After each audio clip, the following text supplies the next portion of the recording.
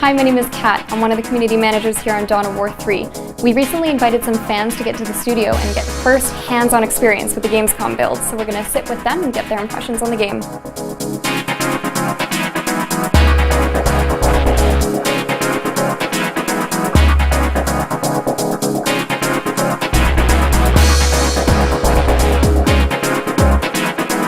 No! Mistakes were made! Holy sh... Oh god.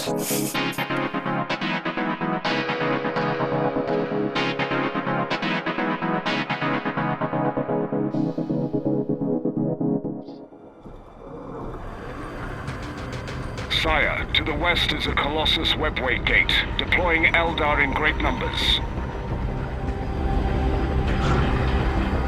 Eastwards, they are also working to activate another Colossus gate. Together, we can conquer these perils and the others that await us. What is going to be your strategy going forward? Bring in the armor. I'm going to bring in those Predator tanks and maybe the Dreadnoughts. Definitely the Dreadnoughts, yeah. In the early stages anyway, have a kind of mixed but lightweight force of tactical marines and assault marines to sort of break the lines, disperse them up and get those control of the listening positions that I need to, the resource points. It's a one-word strategy. It's the Solaria strategy.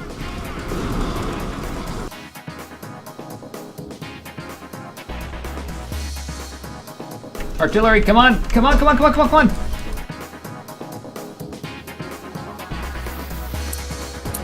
Fast gate down. There's no running! Victory! What lost it for me? Solaria dying. Yes. That moment, it just, all hope was lost. And then she came back and I finished it, so. She came off, pulled out.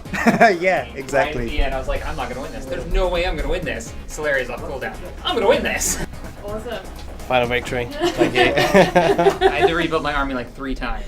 You don't want to be under my command. It's just a bloodbath. Dead Space Marines everywhere. Yeah. Yeah. At the end, for what we're doing, you know, it's very much kind of just get there and hoping that it works out. And unfortunately, yeah, because a lot of my infantry units got there first, they got slaughtered.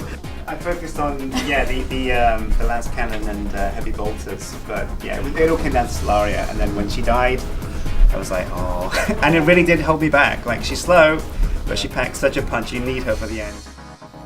What did you think of your first hands-on experience with Dawn of War 3? I love the base building aspect, and I love the zoomed back scale, and this even brings it farther back. I really enjoyed just the overall experience of seeing some of the new units. There's some slightly new mechanics in there, so getting to see those and understand them, and sort of starting to get glimpses of the narrative and the story in the world of Dawn of War 3 was really fantastic.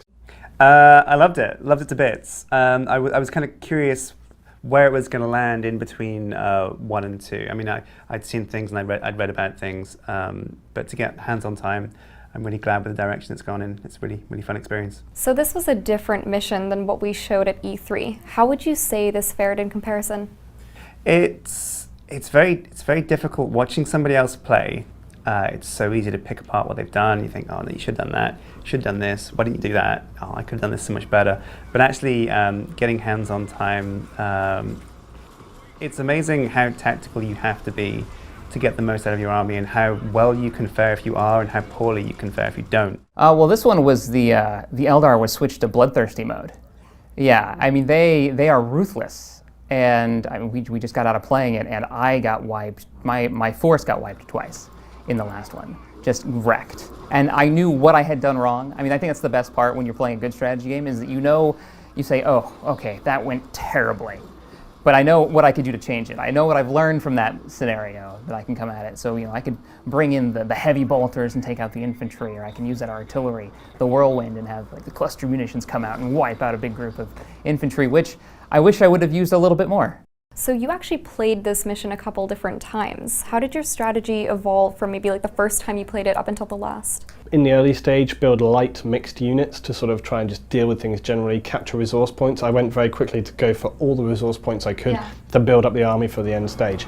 And that worked absolutely fine. Dealing with the first gate was fine. Dealing with the second gate, my mistake was that I left it too long. I underestimated the power of my own force, and that's something that you kind of will obviously get used to as you play and go through. I had more strength than I thought I had, and so I didn't want to go in there, lose units and then waste a lot of time, but kind of hilariously I kind of wasted time by not going forward. Yeah, once the pressure is on to like get your troops in there and you start making mistakes, I can see how this is going to be fun in multiplayer. Because I was just, we got the time, it was like, oh, you know, was it 28 minutes, you got 2 minutes left, and it was just grab everybody, go! And with that strat, it did not work. Everybody, I just got wiped instantly. So if you're not watching what you're doing. Like I said, there are troops everywhere, and so while this favors Laria, it also favors the whirlwinds that are just like amazing artillery. The range on them is huge, and the damage they can do to clusters of troops is insane. So when my scouts kind of went through some fog, I think, and then just saw like this big spread, and I thought, I've got 4 whirlwinds, I'll kind of control group into 1, 2, 3, 4, and just go bam, bam, bam, bam, and it worked out beautifully. I actually had a lot of fun with the scout snipers. Yeah? Yeah, I like to bring them in behind my infantry line. And I like how the infantry would, you know, I get a good battle line going, and then I could bring the scout snipers in. Or, I mean, Dreadnought. Just, you can't go wrong with a Dreadnought. Yeah. Taking the cover, I found, was something that was, it's really good to jump in there with your assault marines, you know, try to kick the enemy out, or use Gabriel's ability to disrupt them out of this, you know, then take it for yourself. Well, I suppose her skill set is she's got the rocket strikes and like the spray, I don't know the specific names, but they both seem tailored to dealing with large clumps of troops, and that's definitely what the Eldar were predominantly coming at me with. So she's not indestructible, and certainly towards the end of the map, there are some really big units that deal with her a lot easier. So you kind of realize she's not a go-to solution for the whole thing. And the combat drop pods, those, just putting them in the middle of a group and watching those guns come out the doors was great. It's very satisfying. Very satisfying. Or just landing on infantry, using them as weapons to disrupt a field, you know, and have your Space Marines run down the ramps. That's pretty fun, yeah. We just wanted to give a huge shout out to our fans who came in the studio. That was Lewitton, Yogscast Jin, and Captain Shaq. Thank you so much for coming into the studio. We're so excited that you had your first hands-on before Gamescom.